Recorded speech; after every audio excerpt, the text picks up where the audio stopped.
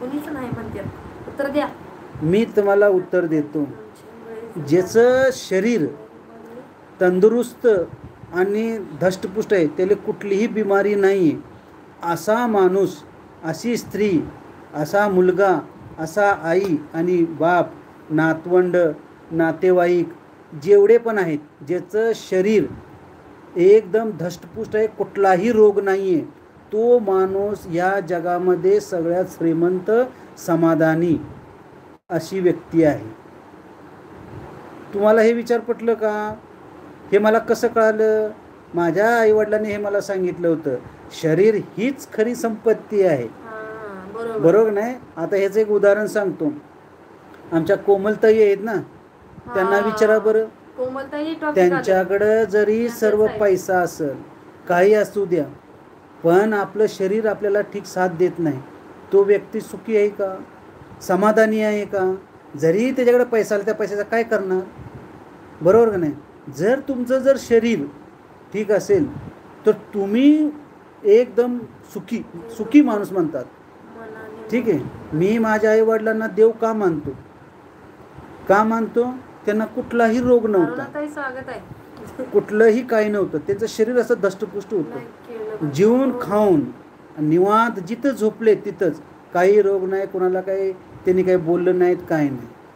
म्हणतात ना, जी चांगली माणसं असते ते देवाला पण प्यारी असते. जसं आपल्याला प्यारी असते तसं देवाला पण प्यारी असते. त्याला नको वाटतं का?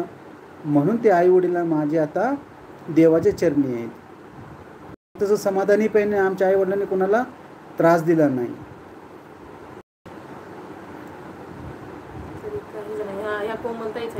म्हणून माझे वडील नेहमी म्हणायचे, पैसा आज आहे, उद्या नाही. आपण काय या पैशाला रोज पूजापाठ करतो. ही माझी लक्ष्मी आली घरात, लक्ष्मी घरात आली. आता दिवाळी आला आहे, दिवाळी आली की मग लक्ष्मीपूजन करतो. त्या लक्ष्मीपूजनच्या दिवशी आपण ज्या फॅक्टरीमध्ये प्रिंट होऊन, कागदावरती प्रिंट होऊन आलेल्या पैशाला आपण लक्ष्मी म्हणतो.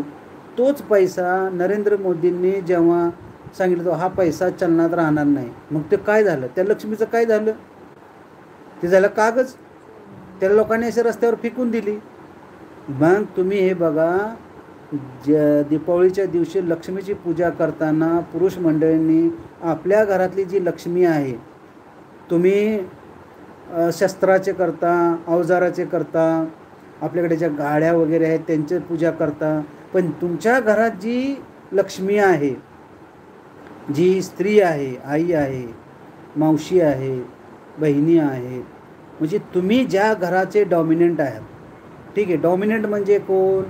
प्रमुख माणूस आहे ना. राशन कार्डमध्ये कसं असतं, सगळ्यात मोठा या घराचा घरमालक कोण आहे असं. जर तुम्ही सेपरेट जर फॅमिली राहत असाल तर तुमच्या घरात ज्यावेळेला आईवडील नसतील, वेगळे असतील, ज्या घरात जी मोठी व्यक्ती आहे, ठीक आहे, जी स्त्री आहे, ते जे तुम्हाला पाया पडणं हे सुखाचं, समृद्धीचं. आणि तुम्ही म्हणता ना, लक्ष्मी माझ्या घरात असंच नांदू द्या, तीच लक्ष्मी आहे तुमच्या घरात. ठीक आहे. तुम्हाला ह्याचं जर उदाहरण घ्यायचं असलं ना, जर तुम्ही तुमच्या घरातले बायकोला थोडंसं त्या दिवशी बाहेर काढून द्या, दीपावलीच्या दिवशीच तुम्ही जर तुमच्या बायकोला जर कुठं बाहेर पाठवून दिलं ना, तर तुम्ही बघा ते घर नसल्यासारखं वाटतं तुम्हाला. नाही, जे घर आहे ते त्या लक्ष्मीमुळेच आहे. त्यामुळं माझ्या आज या 93 जे क्लायंट आहे ते आता माझ्या जॉईंट झालेले आहेत ना, ते 93 पैकी जे 3 जरी लोकांनी हे असं समजलं की बाई जी माझी बायको आहे तीच खरी लक्ष्मी आहे, तिनंच या घराला पुढं नेलेलं आहे. माझ्या मुलांना जे संस्कार वगैरे देते ते कधीही पुरुषाकडून संस्कार येत नाहीत, त्याला टाईमच नसतो. तो आपलं कमवण्याच्या नादामध्ये इकडे तिकडे सारखं भटकतच राहतो. आता एखाद्याला परमनंट जॉब असेल, सगळ्यांनाच असेल असं नाही. शेतकरी सकाळ संध्याकाळपर्यंत कामं करत राहतात, बरोबर का नाही. म्हणून आता या 3 जरी लोकांनी त्या लक्ष्मीचे जरी पाय दाबले ना संध्याकाळचे, बघा तुमचं जे जीवन आहे ना किती सुखद आणि सरळ आणि सोपे मार्गानं होईल बघा. आणि जे नवे जोडपे असलं का नाही